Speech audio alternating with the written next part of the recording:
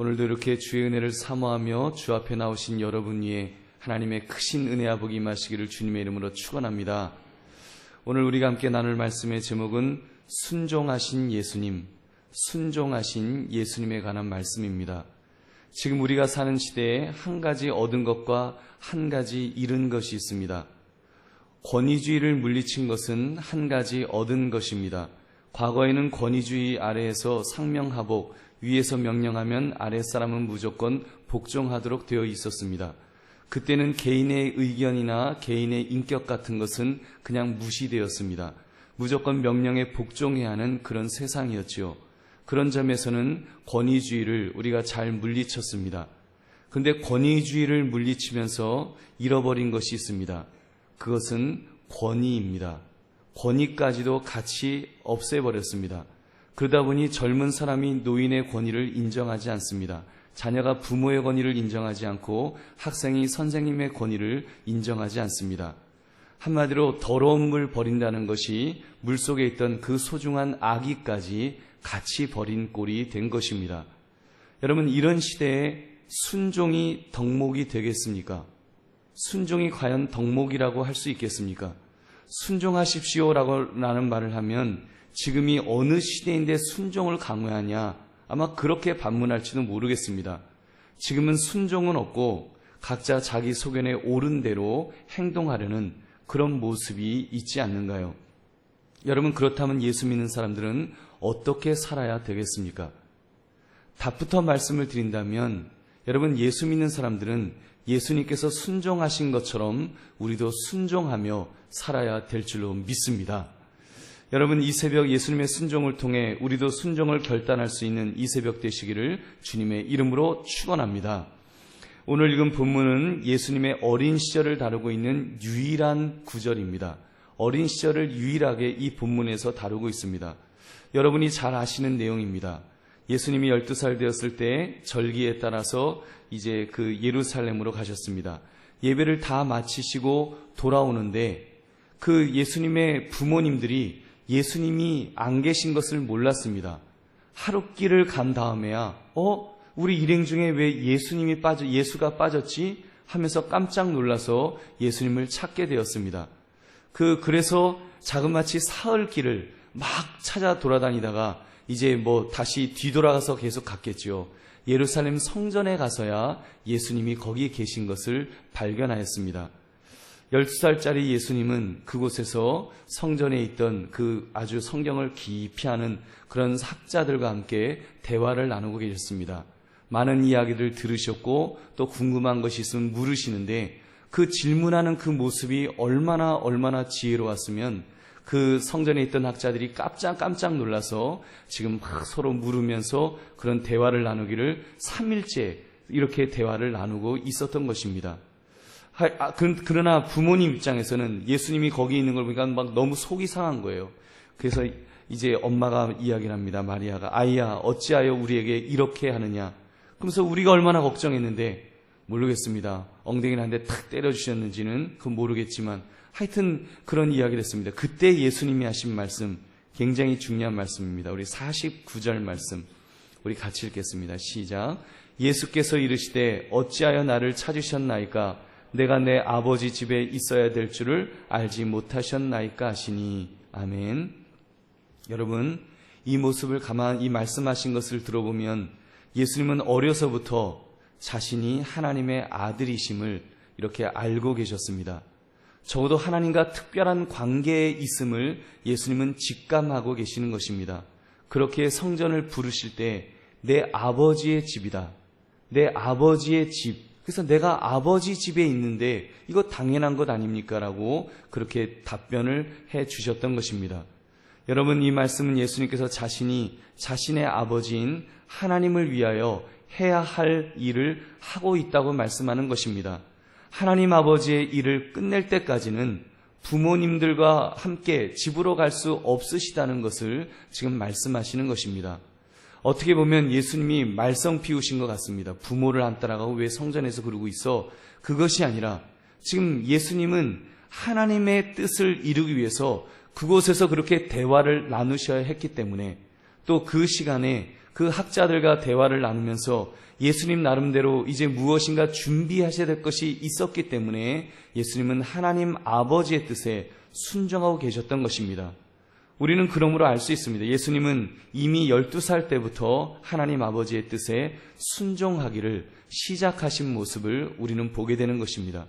예수님의 이러한 순종의 모습은 또한 육신의 부모에게 순종하는 모습을 통해서 우리는 분명하게 확인할 수 있습니다. 우리 51절 말씀 함께 읽겠습니다. 시작. 예수께서 함께 내려가사 나사렛에 이르러 순종하여 받드시더라. 그 어머니는 이 모든 말을 마음에 두니라. 아멘. 여러분, 이 모습을 잘 보십시오. 이 성경에 있어서 천재 소년 아닙니까? 성경에 있어서 이 천재 소년, 아주 이런 소년이 예루살렘의 저명한 성경학자들을 놀래킬 정도로 인정을 받았지만 예수님은 부모님에게 순종하여 받드셨습니다. 순종하여 받드셨더라. 여러분, 예수님의 부모님을 보십시오. 엄밀히 말하면 요셉은 예수님과 관련이 없다면 없는 사람입니다. 법적인 아버지이지 혈통적인 아버지는 아닙니다. 더구나 요셉은 직업이 성경학자가 아니라 물건을 만드는 목수였습니다. 하나님의 아들이 그런 물건 만드는 목수일을 배울 필요가 있으셨겠습니까? 필요 없다면 필요 없으셨을 것입니다. 근데 예수님은 그 목수의 일을 배우셨습니다. 왜요? 순종하시는 예수님이시기 때문인 줄 믿습니다. 그리고 30살 그 나이 때까지 예수님은 계속하여 또 가사일도, 가정일도 돌보셨겠죠. 동생들도 키우는데 아마 큰 몫을 하셨을 것입니다. 여러분, 그러면서 순종하시는 예수님의 모습을 우리는 예수님의 이 어린 시절, 이 시절의 성경 구절을 통해서 예수님이 얼마나 순종하셨는가를 알 수 있습니다. 사실 오늘 읽었던 본문에서 예수님의 부모님들이 예수님이 없으신 것을 하룻길을 걸어간 후에야 알아차린 것만 보아도 예수님이 얼마나 순종의 사람이었는지를 우리는 알 수가 있죠. 말썽 피우는 아이 같았어 보십시오. 아마 제일 먼저 예수님부터 챙기려고 그랬을 거예요. 워낙 말씀을 잘 들으시는, 순종하시는 분이셨기 때문에 그냥 없는데도 당연히 따라오겠지. 우리 예수야. 그랬을 거예요. 그러니까 예수님이 지금 그 일행들하고 당연히 다른 우리 친정 누구하고라도 같이 오겠지. 이렇게 생각하고서 있다가 지금 하룻길을 간 저녁에서야 예수님이 없어진 것을 발견할 정도로 예수님은 순종의 사람이셨는 줄로 믿습니다. 여러분, 예수님은 그 순종에 대해서 이렇게 말씀하십니다. 요한복음 6장 38절을 보면 내가 하늘에서 내려온 것은 내 뜻을 행하려 함이 아니요 나를 보내신 이의 뜻을 행하려 함이니라. 아멘. 예수님은 자신의 뜻이 아니라 하나님의 뜻을 행하기 위하여 왔다고 말씀하십니다. 결국 이 순종이 마지막 십자가 지시기 전날, 여러분, 그 겟셋마네 동산에서 기도하는 모습을 통하여서 우리는 확인하지 않았습니까? 예수님의 간절한 기도, 정말 땀방울이 떨어진데 핏방울처럼 되도록 그렇게 하나님 아버지에게 간절하게 기도하시면서도 예수님은 그 기도 속에 이 말씀을 늘 넣으셨습니다. 누가복음 22장 42절, 이르시되 아버지여 만일 아버지의 뜻이거든 이 잔을 내게서 옮기시옵소서. 그러나 내 원대로 마시옵고 아버지의 원대로 되기를 원하나이다. 아멘. 여러분, 이것이 예수님의 모습인 줄로 믿습니다. 순종하시는 예수님, 하나님의 뜻에 순종하시는 예수님이셨기 때문에 여러분, 오늘날 우리가 이렇게 살 수 있는 것 아니겠습니까? 여러분, 예수님의 순종은 우리를 사랑하셨기 때문에 그런 순종을 하신 줄로 믿습니다. 여러분, 이후에도 예수님의 순종의 모습이 많습니다. 사람들이 예수님을 골탕 먹이기 위해서 가이사에게 세금을 바치라는 것이 옳습니까? 이런 질문을 했을 때 그때 예수님께서 이렇게 대답을 하셨습니다. 이르되 가이사의 것이니이다. 이에 이르시되 그런즉 가이사의 것은 가이사에게, 하나님의 것은 하나님께 바치라 하시니. 예수님은 이 땅의 정부를 인정해주고 계셨습니다. 심지어 유대의 나라를 식민지로 삼았던 로마 제국의 황제, 그것까지 인정을 하면서 너희가 세금을 내야 될 때는 세금을 내라. 가이사의 것은 가이사에게, 하나님의 것은 하나님에게, 이렇게 하면서 그 세금을 내라는 것을 이렇게 말씀을 하십니다. 여러분, 또 마태복음 17장 24절을 보면 예수님은 성전세도 내셨습니다. 그 당시 예루살렘 성전이 강도의 굴열로 타락되었음에도 불구하고 내야 할 성전 세금을 마땅히 내어야 한다고 하셨습니다. 여러분, 바로 이것이 예수님께서 그 모든 일에 순종하며 살아가는 모습의 그 모습을 보여주신 것입니다. 그리고 나병 환자를 고치신 이후에도 그들의 병이 나았는지를 확인하기 위해서 예수님은 말씀하시죠. 제사장들에게 가서 너희의 그 환부를 보여라. 즉 율법을 따르라고 말씀하시는 것입니다. 이렇게 예수님의 순종은 곳곳에서 발견할 수가 있습니다. 여러분, 왜 이렇게 순종하셨을까요? 그것이 곧 하나님의 영광이기 때문이 아니겠습니까? 요한복음 17장 4절을 보면 아버지께서 내게 하라고 주신 일을 내가 이루어 아버지를 이 세상에서 영화롭게 하였사오니. 하여튼 예수님은 모든 일을 하나님의 뜻대로 하셨습니다. 그저 하나님의 뜻대로 하나를 이루셔서 이제 그 구약의 모든 예언들, 모든 약속들을 다 이루시는 여러분 예수님의 모습을 볼 수 있습니다. 그렇습니다. 순종은 예수님이 우리에게 보여주신 아름다운 덕목입니다. 우리도 예수님처럼 순종을 배워야 할 줄로 믿습니다. 여러분, 이 순종한다는 것이 결코 우리의 본성에 잘 맞는 것은 아닙니다. 원래 인간은 순종하도록 창조되었습니다만 아담과 하와의 범죄로 인해서 인간의 피 속에는 불순종의 기질이 흐르고 있습니다. 죄성을 가진 인간은 불순종의 인간입니다. 가만히 보십시오. 인간은 누구나 출세하여 명령하는 자리에 있기를 좋아하지 어느 누가 남의 밑에서 무조건 복종하는 것을 좋아하겠습니까? 오죽하면 예수님의 제자들조차도 누가 더 높은 자리를 차지하나를 놓고 싸우고 다투었겠습니까? 그런데 우리 예수님을 보십시오. 예수님은 하나님께 순종하심으로 가난하게 사셨습니다. 예수님은 순종하심으로 가난하게 사셨어요. 물질적으로 정말 찢어지게 가난한 집에서 태어나셨습니다. 그래서 말구 위에 누이실 정도로 그러시지 않았습니까?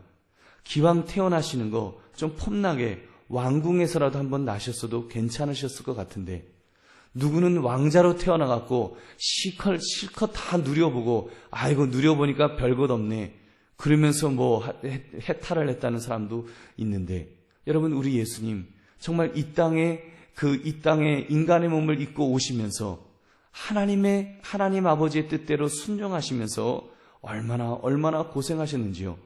예수님은 가난한 집에 태어나셔서 목수애를 거들며 집안일을 체험해야 했습니다. 그런데도 단 한 번 불평하지 않으시고 기꺼이 순종하셨습니다. 예수님은 하나님께 순종하심으로 또 불편하게도 사셨습니다. 인자는 머리 들 곳이 없다 그랬습니다. 오죽 피곤하셨으면, 오죽 편안히 주무실 곳이 없으셨으면 폭풍이 몰아치고 있는데, 폭풍이 풍랑이 있는데도 뱃속에서 그렇게 주무시고 계셨겠습니까?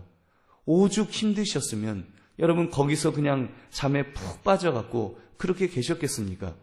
여러분, 예수님에게 사생활이 보장되어 있었을까요? 예수님은 사생활이 없으셨을 거예요. 이 집, 오늘은 이 집, 내일은 저 집, 그것도 안 되면 산속에서 그냥 철야기도 하면서 노숙하셔야 됐던 것이 여러분 예수님의 모습이 아니었겠습니까? 예수님 하나님께 순종하심으로 또 신성을 제한받으셨습니다. 예수님은 전지하신 하나님의 아들이심에도 아이들처럼 배우셔야 했을 것입니다. 아버지 요셉에게 목수일을 배우셨을 것입니다. 육신을 입으심으로 공간적으로 제한도 받으셨습니다. 그런데도 예수님은 기꺼이 순종하셨습니다. 여러분, 아버지의 뜻이기 때문에 순종하셨죠. 아버지의 뜻에 순종한 것입니다. 또한 그 순종은 우리를 사랑하시기 때문에 순종하신 것인 줄로 믿습니다. 아무리 힘들고 아무리 어려워도 그렇게 아버지의 뜻에 순종하면 아버지가 우리를 사랑하셔서, 바로 하나님 아버지가 저와 여러분을 사랑하셔서 아들까지 아끼지 않으시고 독생자를 십자가에서 죽이심으로 우리를 구원하시는 그 뜻을 이루시기 위하여 우리 주님은 기꺼이 순종하며 살아가신 줄로 믿습니다. 여러분, 그렇다면 우리는 어떻게 살아야 하겠습니까? 우리 예수 믿는 사람은 순종의 사람이 되어야 합니다. 순종의 사람은 긍정의 사람입니다. 세상을 바라보며 빛들게 보는 것이 아니라 바르게 보는 사람입니다. 긍정적인 면을 보는 것입니다. 그렇게 볼 때 순종은 하나님이 우리에게 주신 좋은 성품인 줄로 믿습니다. 여러분, 천지창조 때를 보십시오. 하나님은 아담과 하와가 하나님의 명령에 순종하기를 기대하셨습니다. 그런데 그들은 불순종했다고 말씀드렸습니다. 그 불순종의 피가 인류 모두에게 유전되고 있습니다. 여러분, 이것을 극복하기 위해서 우리는 순종을 명령으로 받아, 여러분, 정말 우리도 정말 그 주님의 명령으로 알아 우리가 순종하며 살아가야 될 줄로 믿습니다. 사도 베드로가 예수님의 말씀에 입각하여 이렇게 명령합니다. 우리 베드로전서 2장 13절 14절 말씀 우리 한번 같이 읽겠습니다. 시작. 인간의 모든 제도를 주를 위하여 순종하되 혹은 위에 있는 왕이나 혹은 그가 악행하는 자를 징벌하고 선행하는 자를 포상하기 위하여 보낸 총독에게 하라. 아멘. 모든 제도를 주를 위하여 순종하되 왕이나 총독에게도 하라고 명령합니다. 정부에 순종하라는 것입니다. 믿음의 사람은 정부에 순종해야 됩니다. 일단 순종하는 마음을 먹어야 합니다. 여러분, 근데 오늘날 많은 사람들이 이제는 그런 정부에서 무슨 명령을 하거나 뭘 하면, 이까짓 걸 왜 들어? 아주 무시하려는, 그리고 오히려 안 하려고 하는 그런 모습이 우리에게 있지 않는지요? 여러분, 순종하는 마음을 먹어야 됩니다. 순종하는 중에 물론 분별력도 필요하겠지요. 만약 정부가 하나님의 법에 위반되는 일을 자행할 때는 우리가 예언자적인 소리를 발하야 합니다. 그러나 그래서 정부가 하나님의 법을 어기지 못하도록 소리를 내어야 합니다. 그렇지 않은 이상에는 일단 순종해야 됩니다. 여러분, 정부가 어떤 것들을 결정하고 이제 해 나가려고 할 때 그래도 순종하려는 모습이 있어야지 이게 뭐가 일이 진행되지 않겠습니까? 다 반대하고 이것도 반대다 저것도 반대다 전부 반대만 한다면 그러면 정부라는 것이 필요가 없지요. 각자 자기 소견에 옳은 대로 살아야지. 여러분, 하나님은 질서의 하나님이십니다. 그래서 주님께서 그 말씀을 하시는 것입니다. 여러분, 이 인간의 모든 제도를 주를 위하여 순종하되 혹은 위에 있는 왕이나 혹은 그가 그 총독에게 그렇게 하라고 말씀하셨던 것입니다. 여러분, 그러므로 순종하는 마음이 필요합니다. 우리 모든 성도는 이렇게 순종하는 사람으로 살아가시기를 주님의 이름으로 축원합니다. 이 순종은 직장 상사에게도 순종하라고 말씀하셨습니다. 우리 18절부터 20절 말씀 베드로전서 2장 18절부터 20절 같이 읽겠습니다. 시작. 사환들아, 범사에 두려워함으로 주인들에게 순종하되 선하고 관용하는 자들에게만 아니라 또한 까다로운 자들에게도 그리하라. 부당하게 고난을 받아도 하나님을 생각함으로 슬픔을 참으면 이는 아름다우나 죄가 있어 매를 맞고 참으면 무슨 칭찬이 있으리요. 그러나 선을 행함으로 고난을 받고 참으면 이는 하나님 앞에 아름다우니라. 아멘. 예수 믿는 사람은 사장님에게도 순종하라는 것입니다. 선하고 관용하는 자들에게만 아니라 선한 사장님에게만 아니라 까다로운 사장님에게도 그리하라. 그것이 성경의 말씀입니다.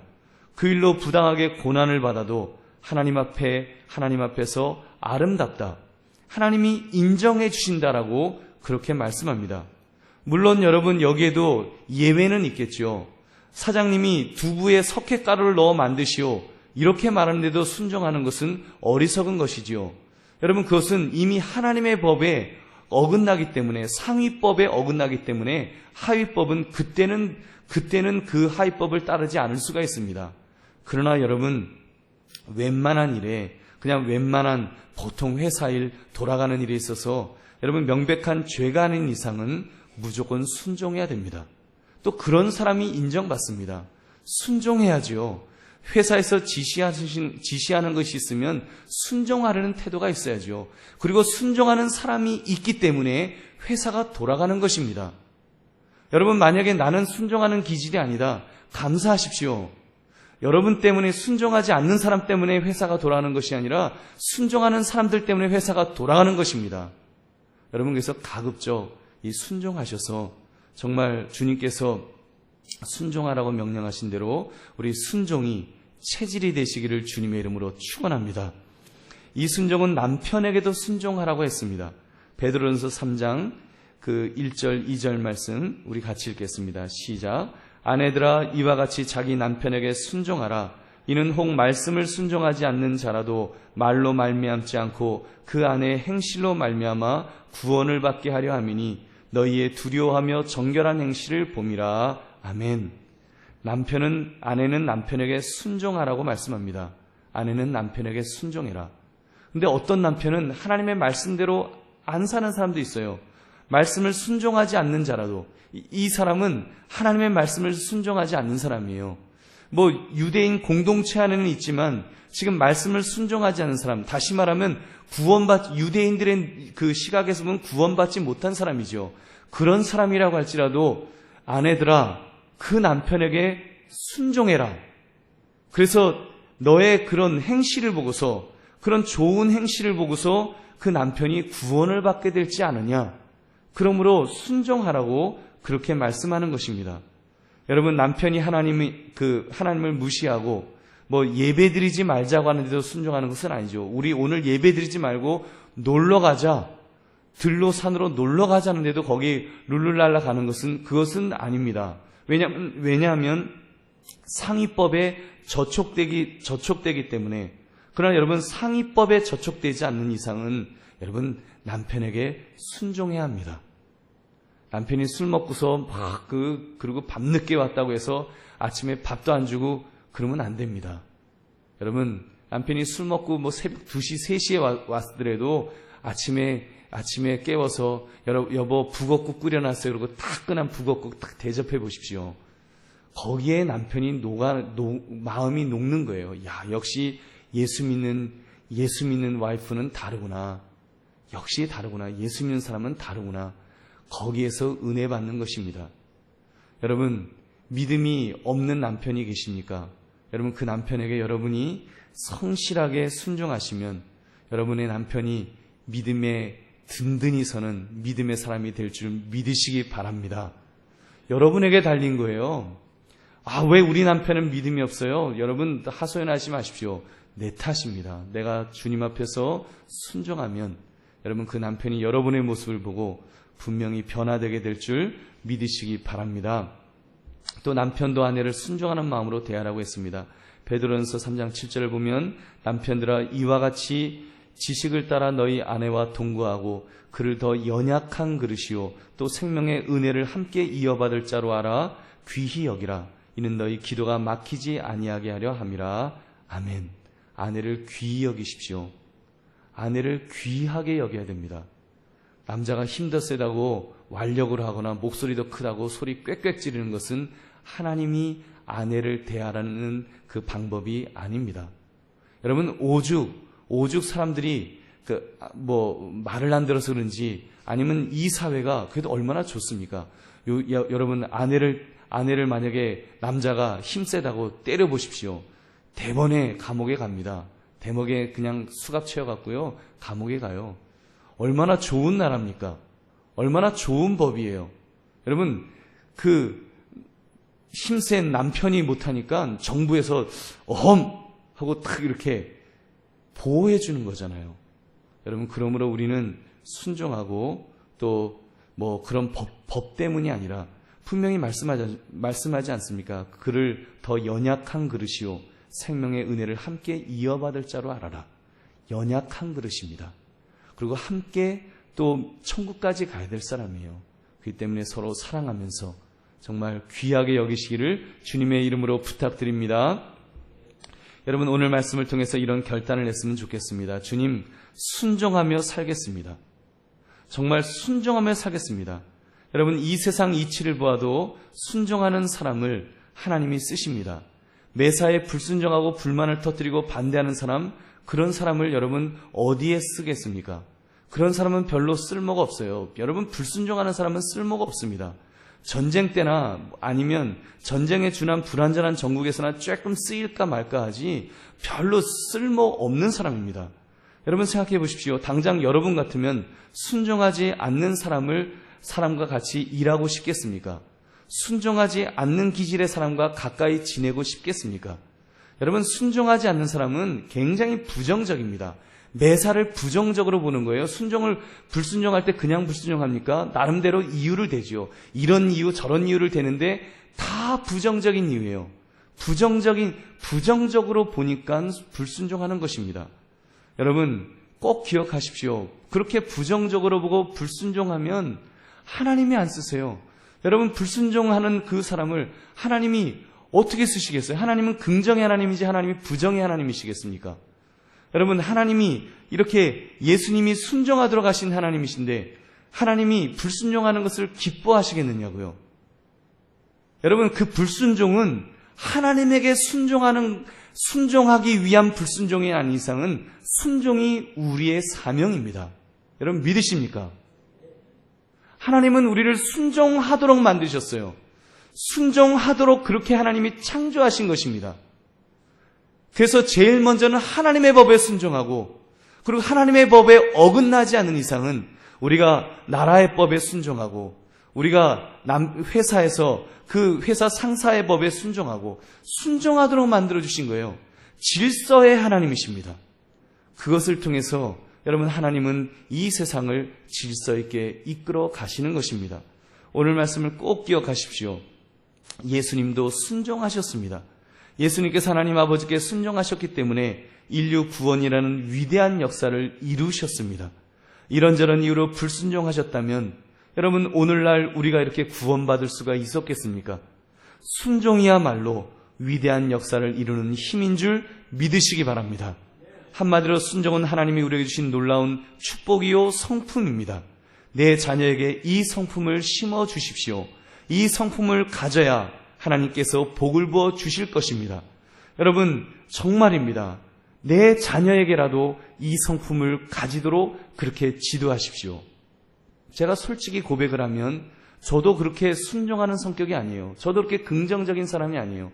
굉장히 부정적입니다. 저는 뭘 보면 부정적인 것이 먼저 보여요. 그게 제 기질입니다. 그리고 그렇게 순종이 잘 안 돼요. 저도 굉장히 불순종하는 그런 성격의 사람입니다만 그래서 제 자신을 복종시키려고 얼마나 애를 쓰는지 몰라요. 저는 군대에서도요 불순종해갖고 일을 왜 나한테 시킵니까? 왜 일을 이따 일을 시킵니까? 뭐 그런 적도 있어요. 그래서 끌려가갖고 기합도 받고 막 혼나고 소대장한테 혼나고 그런 적도 있었습니다. 여러분 그러나 주의 말씀 앞에서 자꾸 제 자신을 복종시키는 거예요. 그래서 하나님 순종의 사람 되게 하옵소서. 긍정적인 것 보면서 순종의 사람 될 수 있게 해달라고 기도하는 것입니다. 특별히 내 자녀들 앞에서. 정말입니다. 내 자녀들 앞에서. 여러분 내 자녀들 앞에서는 때로는 제가 다른 사람 앞에서는 좀 부정적인 이야기를 할 수도 있어요. 불순종을 할 수도 있어요. 그러나 내 자녀들 앞에서는 안 하려고 정말로 애를 씁니다. 부정적인 이야기요 절대로 안 하려고 합니다. 그 불순종의 모습들 절대로 안 하려고 합니다. 왜요? 내 자녀가 불순종의 아이가 되면 안 되니까. 내 자녀가 불순종의 사람이 되면, 내 자녀가 그런 기질을 아버지로부터 물려받으면 그 아이가 제대로 쓰임받을 수 없기 때문에. 여러분 불순종의 사람이 어디에 쓰임받을 수 있겠습니까? 하나님이 어디에 긍정적으로 쓰시겠냐는 거예요. 순종의 아이로 만들어놔야지. 그 아이를 하나님께서 긍정적으로 쓰시지 않겠습니까? 긍정적인데 얼마든지 쓰일 때가 있지 않겠습니까? 여러분 그러므로 정말 내 자신이 결심해야 됩니다. 하나님 혹시라도 내게 부정적인 것들이 있다고 할지라도 그 불신앙, 그 불순종의 모습이 있다고 할지라도 하나님 내 자녀에게 그것이 내려가지 않도록 하나님 나를 붙들어 주시고 내 자녀들을 붙들어 달라고 기도해야 됩니다. 여러분 부모님에게 혹시 불순종하셨습니까? 내가 부모님에게 불순종한 것으로 끝나는 게 아니에요. 왜 복을 못 받겠어요? 내 자녀들도 불순종의 자녀가 될 것이기 때문에 그 집안이 복받을 집안이 될 것이 없는 것입니다. 그렇게 볼 때 얼마나 안타까워요. 불순종의 기질이 우리에게 얼마나 많습니까? 내 자녀가 그걸 그대로 보고 있지 않겠습니까? 여러분, 그렇게 되지 않도록 우리는 정말 주 앞에 회개하며 하나님 순종의 사람 되게 하옵소서.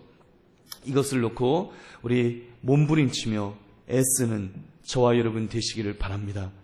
이 새벽에 예수님께서 순종하신 것처럼 우리도 순종할 수 있는 저와 여러분 되시기를 주님의 이름으로 축원합니다. 우리 기도하겠습니다. 우리 첫 번째, 우리 회개하기를 원하는데 순종하지 않은 죄를 회개합시다. 여러분, 부모님께 불순종했던 죄악들 있지 않습니까?